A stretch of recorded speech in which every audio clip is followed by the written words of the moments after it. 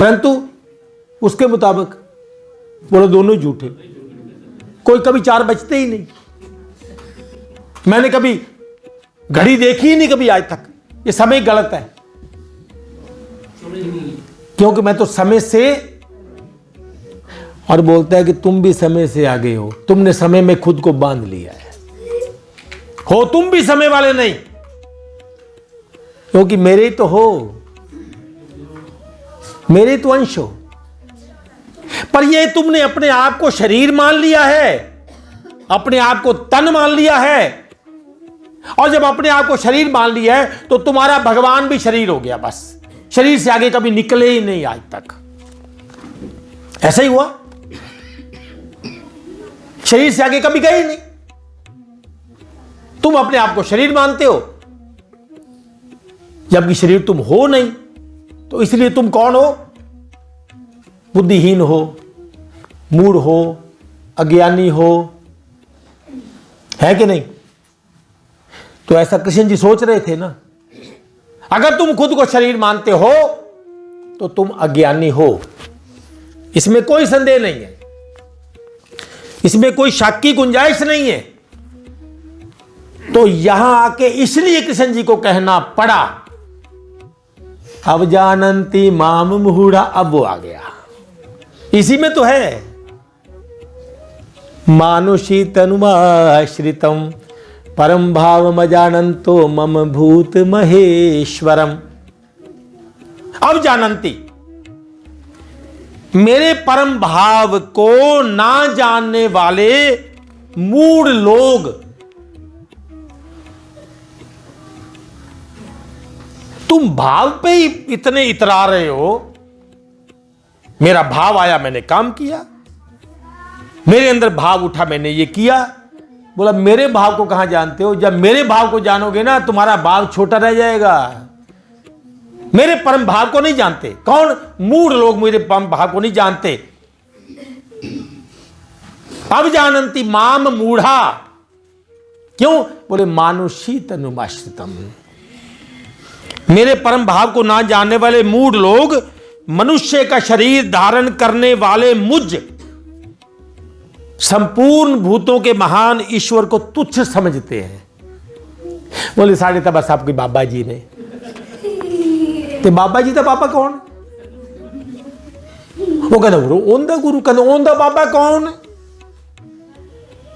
अच्छा बाबा जी को बोलो अपना श्वास आप बना ले।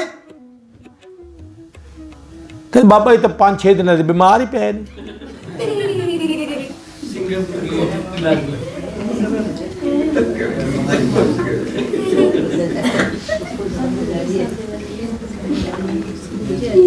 कहना उन्होंने बेचारियों का ढिड पीड़ नहीं बंद होता।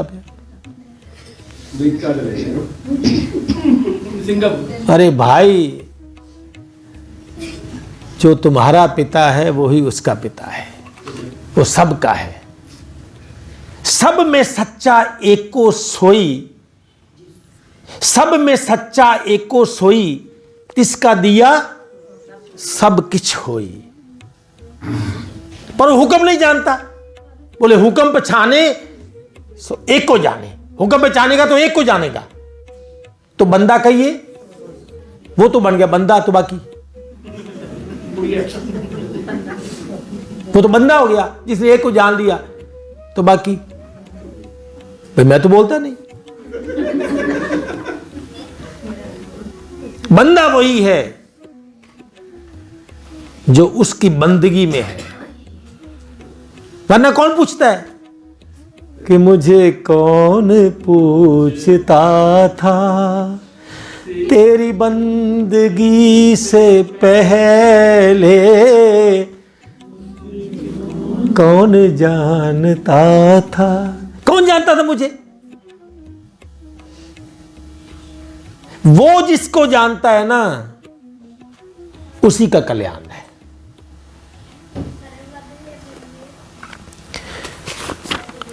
मेरे परम भाव को न जानने वाले मूढ़ लोग मनुष्य का शरीर धारण करने वाले मुझ संपूर्ण भूतों के महान ईश्वर को तुच्छ समझते हैं, शरीर मानते हैं, तभी तो मूढ़ है। अर्थात, बोले समझ नहीं आया तो अर्थात विस्तार करता हूं, अपनी योग माया से संसार के उद्धार के लिए मनुष्य रूप में विचरते हुए मुझ परमेश्वर को साधारण मनुष्य मानते हैं।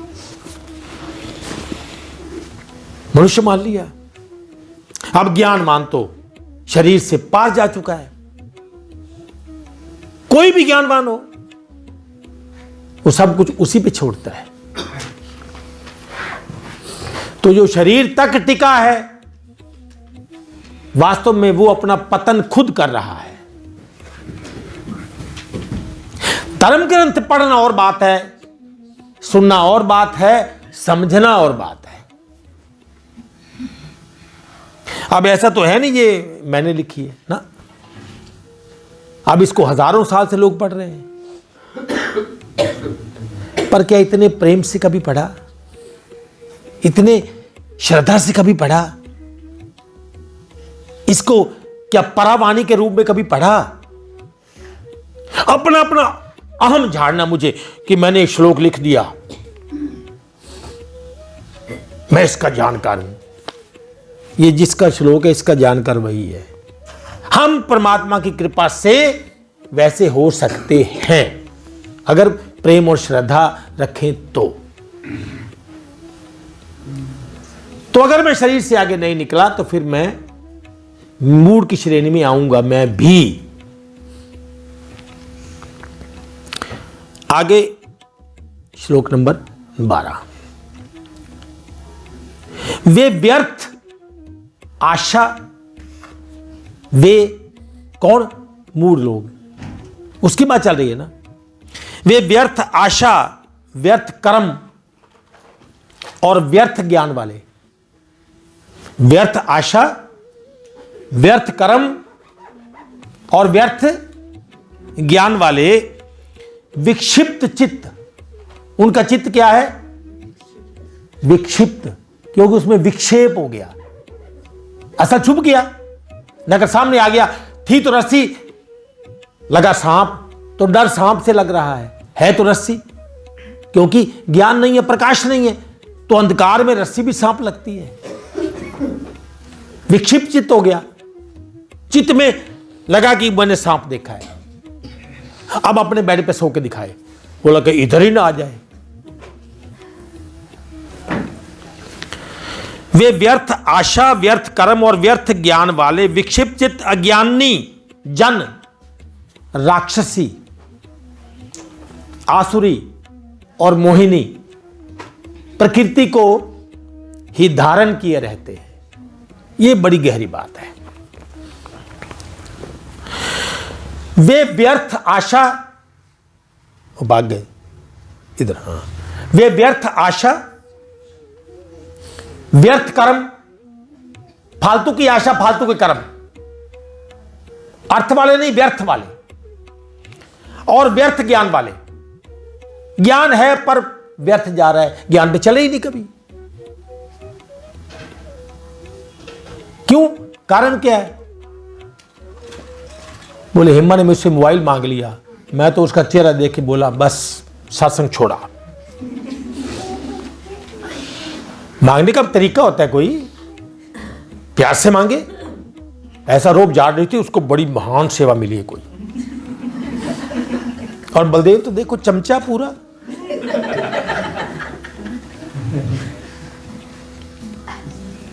वे व्यर्थ आशा, व्यर्थ कर्म और व्यर्थ ज्ञान वाले विक्षिप्त चित्त अज्ञानी जन राक्षसी, आसुरी और मोहिनी प्रकृति को ही धारण किए रहते हैं। इन चीजों को धारण किए रहते हैं। अब ये अध्याय 16 में जाना पड़ेगा, क्योंकि इसका अर्थ वहां लिखा है। हाँ, मोहिनी भी आएगा, आसुरी भी आएगा। एक्चुअली दो प्रकार की दैवी शक्तियां हैं, एक आसुरी, एक दैवी। एक देवलोक वाले, एक असुर लोक वाले। दो प्रकार के लोग धरती पे रहते हैं। एक जिनके अंदर दैवी गुण है, और एक जिनके अंदर आसुरी गुण है। उनकी निशानियां बताइए अध्याय 16 में। तो मैं इसको पढ़ूंगा थोड़ा। अध्याय 16 के श्लोक नंबर 4 में मिलेगा शायद ये। हाँ, अध्याय 16 का श्लोक नंबर 4। हे पार्थ, दंभ, घमंड और अभिमान, दंभ, घमंड और अभिमान तथा क्रोध, कठोरता और अज्ञान भी 6 हो गए। दंभ, घमंड और अभिमान तथा क्रोध, कठोरता और अज्ञान भी, ये सब आसुरी संपदा को लेकर उत्पन्न हुए पुरुष के लक्षण हैं। जो ये सामान लेके पैदा हुआ है ना, जिसकी ये प्रॉपर्टी है, वो आसुरी प्रकृति वाला है। वो संपदा ये लेके आया है, क्योंकि जैसा कर्म था वैसा उसको पैदा कर दिया। दैवी संपदा मुक्ति के लिए और आसुरी संपदा बांधने के लिए मानी गई है। श्लोक नंबर 5। जो आसुरी संपदा है वो बांधने के लिए मानी गई है और दैवी संपदा मुक्त करने के लिए मानी गई है। इसलिए हे अर्जुन, तू शोक मत कर, क्योंकि तू दैवी संपदा लेकर उत्पन्न हुआ है। इसलिए तू उसका सखा है। बार बार तू मेरा मित्र है, तू मेरा सखा है, इसलिए मैं तुमको ये ज्ञान फिर कहूंगा, मैं तुमको ज्ञान फिर कहूंगा, फिर दोबारा समझाऊंगा, पुनः समझाऊंगा। ध्यान से सुनना, क्योंकि तू आसुरी नहीं, दैवी संपदा लेके पैदा हुआ है। हे अर्जुन, श्लोक नंबर 16 का। हे अर्जुन, इस लोक में भूतों की सृष्टि यानी मनुष्य समुदाय 2 ही प्रकार का है, बस 2 ही प्रकार का है। एक तो दैवी प्रकृति वाला और दूसरा आसुरी प्रकृति वाला। उनमें से दैवी प्रकृति वाला तो विस्तार पूर्वक कहा गया, अब तो आसुरी प्रकृति वाले मनुष्य समुदाय को भी विस्तार पूर्वक मुझसे सुन। अब उसके लक्षण सारे लंबा चैप्टर है, इसको हम नहीं छेड़ेंगे आज, क्योंकि ये बहुत लंबा हो जाएगा। फिर इसको पूरा करते हैं। वे व्यर्थ आशा, व्यर्थ कर्म, व्यर्थ ज्ञान वाले विक्षिप्त चित्त, अज्ञानी, राक्षसी, आसुरी और मोहिनी प्रकृति को ही धारण किए रहते हैं, कोई आसुरी को, कोई मोहिनी को। परंतु हे कुंती पुत्र, दैवी प्रकृति के आश्रित महात्मा जन मुझको सब भूतों का सनातन कारण और नाश रहित अक्षर स्वरूप जानकर अनन्य मन से युक्त होकर निरंतर भजते हैं। जो मुझको भजता है वो दैवी प्रकृति वाला है। उसमें देने का भाव रहता है, त्याग का भाव रहता है, सहनशीलता का भाव रहता है, प्रेम का भाव रहता है, श्रद्धा का भाव रहता है।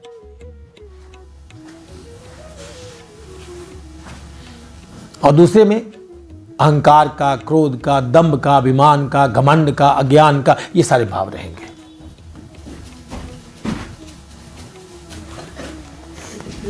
वे दृढ़ निश्चय वाले, जिनका वो संकल्प दृढ़ हो गया, निश्चय दृढ़ हो गया, भक्तजन निरंतर मेरे नाम और गुणों का कीर्तन करते हुए तथा मेरी प्राप्ति के लिए यत्न करते हुए और मुझको बार बार प्रणाम करते हुए सदा मेरे ध्यान में युक्त होकर अनन्य प्रेम से मेरी उपासना करते हैं। ज्ञान नहीं जानते, अभी पुकारते हैं, हे प्रभु, हे परमात्मा, हे परमेश्वर, मैं नहीं जानता मैं कौन हूं, कैसा हूं, तू कैसा है, कौन है, मुझे नहीं पता, बस मुझे अपनी शरण में ले ले, मुझे अपनी शरण में ले ले, हे प्रभु। तो उनको पता कुछ नहीं है कि भगवान दया तुम कर दो। पुकारेंगे ऐसे, बस रोएंगे, पुकारेंगे। दूसरे ज्ञान योगी, ये तो होगी जिनको ज्ञान पता नहीं है। दूसरे ज्ञान योगी मुझ निर्गुण निराकार ब्रह्म का ज्ञान यज्ञ के द्वारा अभिन्न भाव से पूजन करते हुए, अब हमने शुरू करना है, ज्ञान यज्ञ शुरू करना है हमने। तो सबसे पहले क्या करेंगे?